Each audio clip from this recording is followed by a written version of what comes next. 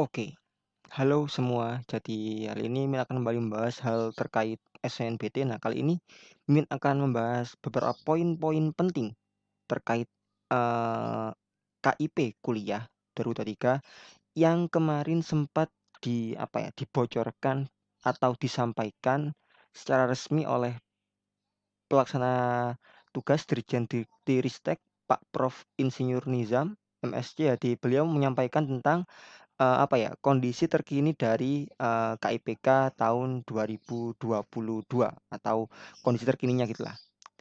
Untuk videonya sendiri akan Mimin, cantumin lampirin di akhir video. Jadi pertama akan Mimin jelasin poin-poin penting yang Mimin dapat dari hasil konferensi pers itu. Untuk videonya sendiri bisa kalian tonton di akhir video ya. Kalian bisa tonton buat kalian yang penasaran kenapa kok bisa muncul nih kebijakan baru KIPK tahun 2023. Oke, langsung aja ke poin intinya. Jadi, skema terbaru KIPK ini kan, yang kayak gini, kalau dulu sebelumnya itu kalian yang lolos KIPK itu dapat biaya pendidikan dan bantuan hidup mulai tahun ini atau tahun 2023 ada 2 golongan, yaitu yang dapat 2 hal ini dan yang dapat bantuan pendidikan aja. Tentu ini merugikan kan, Min udah bahas baik detail ini serta sisi baiknya mungkin dari sisi kebijakan ini pada 2 video sebelumnya. Nanti Mimin cantumin aja di deskripsi bisa kalian tonton. Jadi 2 video penjelasan terkait dengan skema ini ya. Nah, kita kembali ke poin utama dari video ini yaitu penyebabnya. Jadi, dari hal yang disampaikan oleh Pak Prof. Nizam kemarin, ternyata KIPK selama ini itu atau beberapa tahun ini tuh sering defisit atau bahasa gampangnya nombok. Alias apa? Kuota atau uang KIPK dari Puslapdik itu kurang untuk membiayai kalian-kalian atau mahasiswa yang lolos di jalur bidik misi atau KIPK ini. Nah, kalau kurang lalu lewat mana nomboknya? Biasanya cara mengakalinya atau mengakali ini defisitnya adalah melalui subsidi silang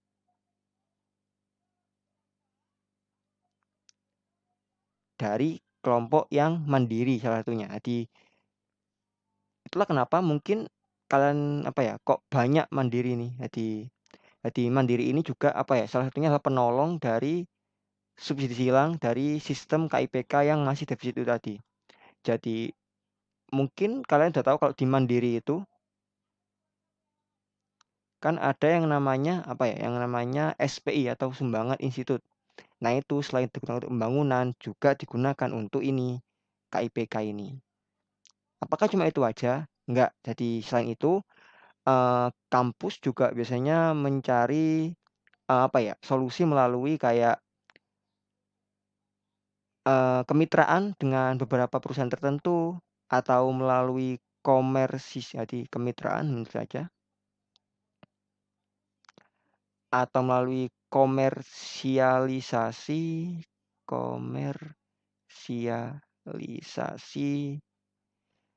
produk. Jadi kampus kan pasti punya produk tuh biasanya, di entah apa itu, nah itu dicari uang lewat itu. Jadi atau, kreativitas dosen. Nah, kalau yang kreativitas dosen ini tentu, bebas ya, jadi ya sangat luas. Cuma Pak Nizam kemarin nyebutnya kreativitas dosen. Jadi ada 3 poin-poin ini. Jadi itulah kenapa, mungkin ya salah satunya kenapa kok dibuat skema baru ini, karena ini kondisi terkini adalah defisit. Detailnya kurang tahu, yang penting intinya adalah beliau nyebutin kata ini. Nanti silakan dicek aja. Jadi mungkin dengan kebijakan ini kan berarti apa? Kebijakan satu itu kan kalian dapat, UKT plus uang saku gitu kan ya. Tapi kalau yang kedua kan cuma dapat UKT aja. Berarti kalau, dikurangi gini, ini kan berarti kebijakan ini tuh akan mengurangi pengeluaran kan ya. Harapannya mungkin, tanggungan atau defisit yang ditanggung bisa lebih sedikit dan harapannya seperti mencantumin di video sebelumnya, akan lebih banyak mahasiswa yang tertolong gitu. Kalau kita lihat aja coba deh, KIPK itu penerimanya itu kalau kita lihat dari sini 44 per berapa yang diterima kemarin mana nih? 143.000 berarti ya sekitar hampir sepertigaan lah ya. Sepertiga. Di sepertiga dari 20% atau berapa tuh? 6% mungkin ya. 6-7% lah. Terus kalau ini berarti anggaplah juga sama-sama sepertiga, berarti 40 itu 10, 12, 13 lah ya. Di dalam satu angkatan mungkin komposisinya secara kasar bisa kita hitung ada 19 atau 20% itu yang KIPK. Nah ini mungkin bisa disilangkan dengan yang mandiri ini selain yang dana dari pusat tadi. Untuk yang kurang-kurangnya lewat subsidi yang dari mandiri ini.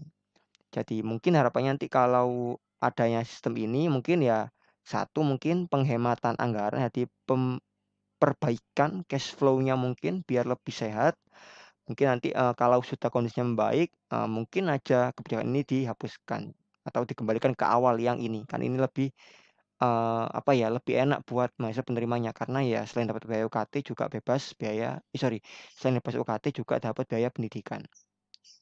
Di itu poin utama yang mau disampaikan dari video ini. Jadi salah satu penyebabnya mungkin dari konversi pers kemarin itu ya kondisi ini, defisit dari KIPK itu. Dan ini yang diperjuangkan oleh Puslapdik. Jadi gimana caranya kalian-kalian yang berhak atau yang mampu secara intelektualitas untuk kuliah bisa kuliah dengan ini mungkin dipecah gitu. Jadi makin banyak bantuan gitu. Tapi ya harus dibayar dengan apa ya, konsekuensi bahwa ya cuma dapat biaya UKT aja. Tapi ya paling enggak kalian bisa dapat bantuan buat kuliah gitu. Untuk video detailnya mungkin bisa kalian tonton setelah ini. Jadi kalau ada pertanyaan silakan disampaikan. Itu aja mungkin video kali ini. Sampai jumpa di video-video lainnya. Bye-bye. Terkait KIPK tadi ya, Mbak Esther ya. KIPK apa nggak Pak Dirjen? Baik, terima kasih Pak Edward. Jadi tentang KIP kuliah, ini yang mengelola adalah Pusat Pembiayaan Pendidikan Puslapdik. Dan memang setiap tahun itu KIP kuliah kita tidak cukup untuk mengcover peserta mahasiswa baru yang diterima melalui KIPK di perguruan tinggi negeri kita. Sehingga apa yang terjadi? Ya rektor terpaksa nombok. Jadi karena anggaran KIPK yang terbatas kuotanya, sementara juga PTS minta dapat KIPK juga. Sehingga antara yang diterima dengan kuota KIPK di PTN itu selalu lebih banyak yang diterima dibandingkan dengan kuotanya. Dan tadi sehingga rektor terpaksa harus nombok. Bagaimana cara nombokinya? Dengan melalui jalur mandiri. Jadi jalur mandiri itu salah satunya adalah untuk subsidi silang, membiayai anak-anak dari kelompok ekonomi yang tidak mampu, tapi secara intelektual sebetulnya sangat berpotensi untuk melanjutkan studi. Nah, tentu tidak bijak kalau kemudian mereka dibatalkan penerimaannya ya karena alokasi atau anggaran pemerintah yang terbatas untuk membiayai KIP kuliah.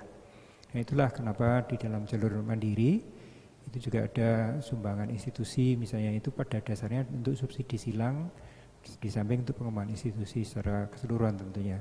Seperti pernah saya sampaikan dalam banyak kesempatan ya, pemerintah itu baru bisa membiayai kira-kira 28% dari standar minimum pendidikan tinggi yang seharusnya kita biayai. Nah, bagaimana kekurangannya itu kita gotong royong dengan masyarakat yang mampu turut membiayai sesuai dengan kemampuannya, yang tidak mampu kita bantu secara gotong royong tadi. Di samping juga perguruan tinggi kita dorong untuk menggali pendanaan dari berbagai macam sumber, baik melalui kreativitas dosen, melalui kerjasama dengan mitra, melalui karya-karya dosen yang bisa dikomersialkan untuk digunakan oleh industri dan sebagainya. Itu semuanya untuk membangun institusi dan untuk tadi memastikan tidak ada anak yang tidak bisa masuk ke perguruan tinggi, yang berpotensi ya tentu yang berpotensi akademik tidak bisa masuk ke perguruan tinggi hanya karena alasan ekonomi. Jadi ini tugas Rektor PTN ini memang tidak mudah, harus menggali pendanaan dari berbagai sumber, jadi mohon dukungan dari teman-teman media, jadi untuk tidak mempersepsikan seolah-olah PTN itu komersial atau bagaimana, semuanya itu kembali ke mahasiswa, kembali untuk membangun institusi dan untuk mensubsidi silang dari kurangnya pendanaan yang bisa diberikan oleh pemerintah. Baik, terima kasih Pak Dirjen.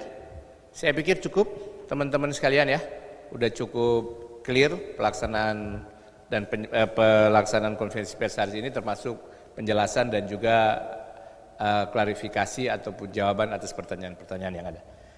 Tidak ada lagi yang mau ditambahkan ya teman-teman sekalian. Baik, Ibu Bapak seluruh yang menyaksikan acara konferensi pers hari ini, sekali lagi kami dari Panitia Seleksi Nasional Penerimaan Mahasiswa Baru menyampaikan terima kasih atas supporting dan kerjasamanya selama ini sehingga seleksi nasional berdasarkan prestasi bisa terlaksana dengan baik, dan insya Allah hasilnya akan kita umumkan secara resmi tanggal 28 Maret 2023 mulai pukul 15.00 WIB.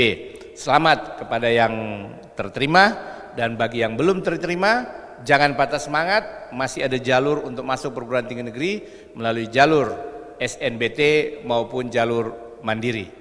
Terima kasih, lebih dan kurangnya kami mohon maaf. Supporting dan doa dari seluruh stakeholder pendidikan sangat kami harapkan agar supaya pendidikan tinggi di Indonesia terus maju dalam menghasilkan sumber daya manusia yang unggul dan berdaya saing. Terima kasih, lebih dan kurangnya mohon maaf. Wallahul muwaffiq ila aqwamit thoriq. Assalamualaikum warahmatullahi wabarakatuh.